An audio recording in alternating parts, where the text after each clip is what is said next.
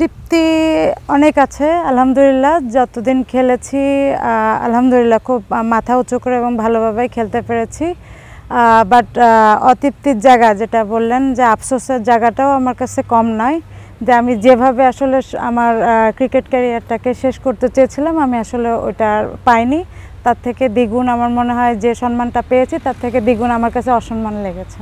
না, আফসোসের ফার্স্ট জায়গাটা অবশ্যই তো প্রসেসের জায়গাটা আমার কাছে খারাপ লেগেছে। আসলে যেভাবে সিনিয়রদের ট্রিট করা উচিত আমার মনে হয় না যে আমাদের সাথে ওইভাবে ট্রিট করা হয়েছে। এটা আমার কাছে মনে হচ্ছে আফসোসের একটা বড় জায়গা। আর যেটা বলেন যে আসলে আফসোসটা এইটা যে আমি আমার পিক টাইমটা যে আসলে খেলতে খেলতে যখন আমাদের একটা প্ল্যান থাকে যে একটা ভালো দলটাকে একটা ভালো জায়গা নিয়ে যাব, সেখান থেকে আরও ভালো কি করে করা যায় এটা, বাট আমার মনে হয় না যে ওই পিক টাইমটা আমরা খেলতে পেরেছি।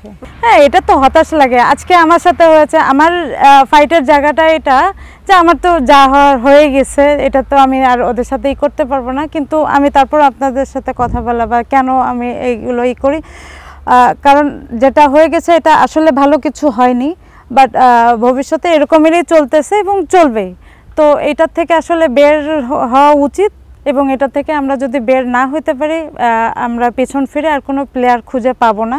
যেমন এখন যে বর্তমান টিমটা আছে, হ্যাঁ, যদি মুখে বলে অনেক প্লেয়ার আছে ঠিক আছে, কিন্তু টিমের বাইরে যদি কারোর যদি ন্যূনতম কেউ কিন্তু বিপদ আপদের কথা বলতে পারে না, তো রিপ্লেসমেন্ট কোনো প্লেয়ার কিন্তু পাইপলাইনের কথা বলছি, তো তারা এখনও ট্রাই করছে। আচ্ছা, করুক, সমস্যা নাই, কিন্তু পেছন ফিরে কিন্তু আমরা কোনো প্লেয়ার পাবো না।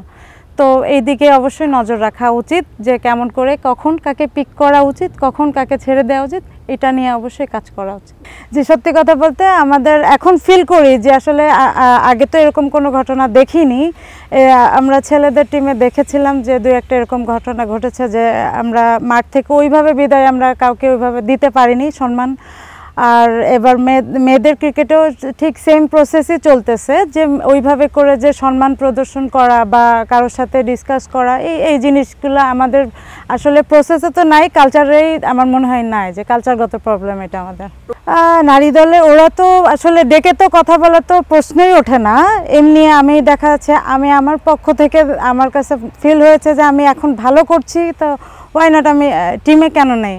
তো আমি এর জন্য আমি অনেকের কাছে কোশ্চেন করেছিলাম, ইনফ্যাক্ট আমার সিলেক্টরের সাথেও আমার কথা হয়েছে। তো তার ভাষ্যমতে যেগুলো এসেছে আসলে আমি এটা মিডিয়ার সামনে আসলে প্রচার করতে চাই না, এটা আমার সম্মানে বেঁধেছে। যাই হোক, তো এটা আসলে ভালো আমি কোনো দিক দেখতে পাচ্ছি না। দীর্ঘদিন পরে আমি টিমে ঢুকলাম, হ্যাঁ 16 মাস পরে আমি কাউন্ট করে রেখেছিলাম। 16 মাস পরে আমাকে যখন টিমে নেওয়া হয়েছিল তখন বলা হয়েছিল যে তুমি অনেক ডেভেলপ করেছো, তোমার সব কিছুর কিন্তু অনেক ভালো হয়েছে, তোমার পারফরমেন্স ভালো। আমি টুর্নামেন্টও হয়েছিলাম ওই সময়, যার কারণে আমাকে টিমে রাখা হয়েছিল। ইনফ্যাক্ট হাবিবুল বাসার ভাই এবং শিপন ভাই দুজনে মিলেই কিন্তু আমার সাথে মিটিং করেছিল, আমাকে বলেছিল যে তোমাকে নিয়ে আমরা লং প্রসেস চিন্তা করছি, হ্যাঁ, যার কারণে তোমাকে এখন আবার টিমে নিয়েছি, তুমি এখন ছাড়ার কথা চিন্তা করো না, তুমি করো, তুমি তোমার প্রসেসে এগো, আমরা তোমার সাথে আছি। হঠাৎ করে কি হলো আমি নিজেও জানি না। হ্যাঁ, এখন সিলেক্টর আমাকে বলে তোমার বল আরও ডেভেলপ করতে হবে, তোমার ব্যাটিংয়ে আরও রান করতে হবে। আমি তো ম্যাজিশিয়ান না। একটা প্লেয়ার, আমার মনে হয় না যে ইকোনমিতে যখন আমাকে নেওয়া হয়েছিল 1.6 ছিল, এবার ইকোনমিতে আমার লোকে 2.6 এসছে, যে এই লাস্ট যে টুর্নামেন্টটা খেলেছি। তো এর নিচে আর ইকোনমি আমাকে এখন যদি বলে যে আমাকে উইকেট নিতে হবে বলে এটা আমি দুঃখিত। হ্যাঁ, আর লোকে ব্যাটিংয়ের ক্ষেত্রে আমার ক্ষেত্রে যেটা সমস্যা হয় যে আমি যে সমস্ত ক্লাবে খেলি, দেখা যাচ্ছে মোহামেডান ক্লাবে লং টাইম খেলে এসেছি, এখানে কিন্তু আসলে ব্যাটিংয়ের সুযোগটা কিন্তু ওইভাবে করে আসে না। এবং আমাদের দেশে অত বড় বড় টিম নেই যাদের সাথে যে ওইভাবে করে যে লাইন আপ অনেক বড় থাকে। হ্যাঁ, 40 রানে অল আউট হয়ে যাচ্ছে, হ্যাঁ, দুইজনে মিলে খেলা শেষ হয়ে যাচ্ছে, 50-60-65 রানেও আউট হয়ে যাচ্ছে, তারপর 150 রানে আউট হয়ে যাচ্ছে, আমাদের 2-3টা ব্যাটসম্যান খেলতেছে, তারপর লাস্টে এসে। তো এইগুলো আসলে আমাদের জন্য অনেক টাফ হয়ে যায় এই সমস্ত টাস্ক করার জন্য, তাদেরকে মেনটেন করার জন্য। তারপরে আমি বলবো যে আমি যে কটা সুযোগ পেয়েছি মোটামুটি কাজে লাগানোর চেষ্টা করছি। আমি জানি না আমাদের কোন অলরাউন্ডার একই ম্যাচে 100 এবং 5 উইকেট পেয়েছে, আমি জানি না, বাট আমি এবার এটাও করিয়ে আমি আমাদের সিলেক্টরকে দেখিয়েছি, বাট ওনার চোখে এগুলো বাধেই না।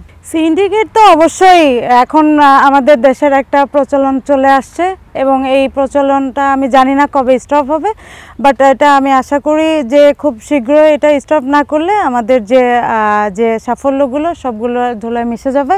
এবং এই সিন্ডিকেটটা আমাদের টিমে এখনও বিরাজমান আছে এবং চলছে খুব ভালোভাবেই। তো এটাকে আমি আমার পক্ষ থেকে বলতে চাই যে এটাকে খুব দ্রুতই এটা নিষ্কাশন করা উচিত। এরা প্রভাবিত হয় একজন এখন নতুন এসে যদি মনে করে যে আমি আমার মতো করে টিম সাজাবো, আমার ওদেরকে দরকার নেই, তাহলে তো এখানে বলার কিছু নেই। আমার মনে হয় যে একটা টিম সাজাতে গেলে অবশ্যই নিয়ম মাফিক এবং পারফরমেন্স বেস সাজাতে হবে। আমার হুট করে মনে হলো যে আমার একে টিমে আমি নিব, হ্যাঁ একে নিতেই হবে বা ওকে নেওয়াই যাবে না, এরকম তো আমার মনে হয় না টিম করা উচিত।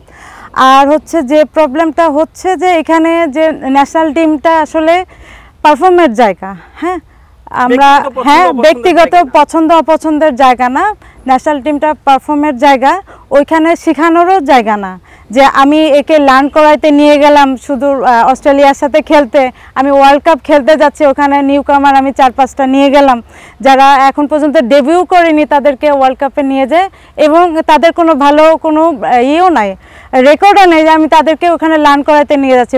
কখন কাকে পিক করতে হবে, কখন কাকে ছেড়ে দিতে হবে, এই নলেজটা আমার মনে হয় আগে দরকার। যে আমার তাকে পছন্দ হচ্ছে না, আমি চেষ্টা করলে তো এখন আমি অলরাউন্ডার হিসাবে এতদিন টিমে খেলে আসছি, এখন আমাকে বাদ দেওয়ার জন্য অনেকগুলো রিজন দেখাতে পারে, যেমন রোমানার এজ হয়ে গেছে, রোমানার হচ্ছে আনফিট, রোমানা ঠিক আছে রোমানার থেকে অমুক ভালো বল করছে। এখন সাপোজ রাবেয়া হচ্ছে মেইনলি বলার হিসাবে টিমে খেলে, ফাইমা বলার হিসাবে টিমে খেলে, বাট আমি কবে শুধু বলার হিসেবে টিমে খেলছি, আমি কবে শুধু ব্যাটসম্যান হিসেবে টিমে খেলছি? আমার পারফরমেন্স যদি এখন পর্যন্ত ক্রিকেট4 থেকে দেখেন বা থেকে গুগলস থেকে দেখেন, তাও আমার মানে 2 ফিগারেই আমি সমানভাবে টিমকে সার্ভিস দেওয়ার চেষ্টা করছি। দ্যাট মিনস অলরাউন্ডারের চিন্তা অবশ্যই আলাদা করতে হবে, কারোর সাথে কারোর মিক্স করলে। এখন আমার সাথে যদি একটা ওপেনারের সাথে তুলনা করে যে ও এত রান করেছে বা ওর সাথে এসে তোমাকে ওর মতো করে খেলতে হবে, তোমাকে এর মতো করেই করতে হবে, এটা ভুল ধারণা। আর তারপরে আর একটা ইস্যু দাঁড় করায় যে ফিল্ডিং আমি যাদের সাথে কাজ করেছি, যেমন গততে আশিক স্যারের সাথে কাজ করেছি, আরও আমাদের যে সমস্ত কোচ আছে অনেকের সাথে কাজ করেছি, এবং তাদের একই কোশ্চেন, তোমার সাথে প্রবলেমটা কী হচ্ছে? তা আমি নিজেই হয়রান হয়ে গেছি, আসলে প্রবলেমটা কী হচ্ছে। খুব একটা চেঞ্জ দেখতে পাচ্ছি না, কারণ প্রসেস যেখানে একই, যেখানে আপনার দৃষ্টিভঙ্গি দুই জায়গা দুই রকমভাবে, সেখানে আমার মনে হয় না চেঞ্জ আছে। কারণ আমি একটা ঘটনা বলি, যেটা হচ্ছে আমার সাথে যখন ফাইম স্যার বোর্ডের থেকে বিতরিত হয়ে যে গেল বিকেএসপিতে গিয়েছিল, তখন আমি মাঝে মধ্যে ফাইম স্যার আমাদের আগে ছিল সিলেক্টর ছিল বা আমাদের সাথে কাজ করতে ম্যানেজার ছিল, ইনচার্জ ছিল, তা আমি এমনি স্যারের সাথে ভালো সম্পর্ক ছিল, স্যারের সাথে কথা হতো। তা আমি যখন স্যারকে ফোন দিতাম যে স্যার দেখেন এরকম, এখন আমি তো মেন্টালি আমি পাচ্ছি না, মেন্টালি আমি ব্যালেন্স পাচ্ছি না, ভেঙে পড়ছি, তো কি করা যাবে? তো তখন স্যার এইগুলো দেখে স্যার নিজেই কিন্তু আপসেট হতো এবং বলতো যে এরকম করলে একটা প্লেয়ারের সাথে কেমন করে হবে। বাট তার প্লেস থেকে সে যখন তার স্থান পরিবর্তন হয়েছে, সে কিন্তু আবার এই যা ঘটতেছে সে একই জিনিসই ঘটতেছে, কিন্তু কোনো পরিবর্তন আনেনি। হ্যাঁ, যে সিনিয়রদের আসলে কেমন করে খেলাতে, সিনিয়রদের সাথে কি বিহেভ করতে হয়, এটা আমার মনে হয় আমাদের কালচারগতই প্রবলেম চলে আসছে। প্ল্যানিং এখন তাদের সাথে তো আমার আসলে ফাইট করার আর ন্যূনতম ইচ্ছাটুকু নেই।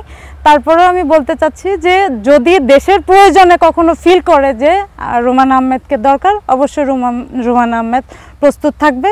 আর এখন আমি আমার হ্যাপিনেস থেকে আমি ক্রিকেট খেলছি, আর হচ্ছে যেহেতু আমি এখন মিরপুরের ওখান থেকে ছেড়ে আমি বসুন্ধরা কিংসে এসে জয়েন করেছি, তো এদের ফ্যাসিলিটিস আলহামদুলিল্লাহ অনেক ভালো, অনেক বেটার। তো আমি এখানে খুব হাসি মুখে প্র্যাকটিস করছি। অবশ্যই আমার অনেক ফিউচার প্ল্যান আছে, তার মধ্যে আমি নিজেকে এখন আর্থিকভাবে স্বাবলম্বী করার জন্য আমি অবশ্যই চেষ্টা করছি যে আমি বিভিন্ন বিজনেসের সাথে জড়িত, এবং আমি এর সাথে সাথে চেষ্টা করছি যে বিসিবির থেকে যে সমস্ত কোর্সগুলো আছে, যেমন আম্পায়ারসদের যে ট্রেনিং কোর্সটা ওটা, তারপরে কোচেস ট্রেনিং, এইগুলো আমি অবশ্যই করব। তা এর জন্য অবশ্যই আমাকে টাইম দেওয়া লাগবে। হুট করে আসলে যদি চেষ্টা করেন যে রোমানাকে এখন ওর এজ হয়ে গেছে অমুক জায়গায় সেট করো, আমি নিজেই যাব না, কারণ আমি পরিপক্ক না হয়ে কোথাও যাই না। হ্যাঁ, সালমাপুর সাথে তো, সালমাপু আমারই এলাকার, তো সালমাপুর সাথে আমার রেগুলারলি কথা হয়। তা তারা বলে যে কি করব, এরা যদি এরকম করে, তো এদের সাথে তো আসলে আর ফাইট করার আমাদের নাই, এনার্জি নাই আমাদের। আসলে এদের সাথে ফাইট করতে করতে একটা সময় যে খেলার যে আগ্রহটা, এটাই আসলে আমরা হারিয়ে ফেলতেছি। তো এটা নিয়ে আসলে আমাদের আর মানে এখান থেকে আসলে বের হইতে চাচ্ছি যে কেমন করে বের হওয়া যায়, কারণ যে ঘটনাগুলো ঘটছে এগুলো আসলে ঠিক না। আমার অনেক দিনের স্বপ্ন যে আমি একটা ভালো একাডেমি দিব, কারণ আমি আমার খুলনায় ওইভাবে খুব একটা ভালো একাডেমি দেখিনি। এবং যে প্রবলেমটা হচ্ছে, আগে অনেক প্লেয়ার বের হতো খুলনা থেকে, কিন্তু ইদানিং দেখবেন যে খুলনার ফ্যাসিলিটিসের প্রবলেমে অনেক প্লেয়ার কিন্তু বের হতে পারছে না। তো সেই ক্ষেত্রে আমার ইচ্ছা আছে আমি খুলনায় একটা ভালো একাডেমি দিব, ছেলে এবং মেয়ে উভয়ের জন্য, যেন তারা মানে আধুনিকতার ছোঁয়া আমি রাখতে চাই। এবং আমার এটা যেহেতু আমি একটা ড্রিম, তো আমি এটা অবশ্যই পালন করার চেষ্টা করি।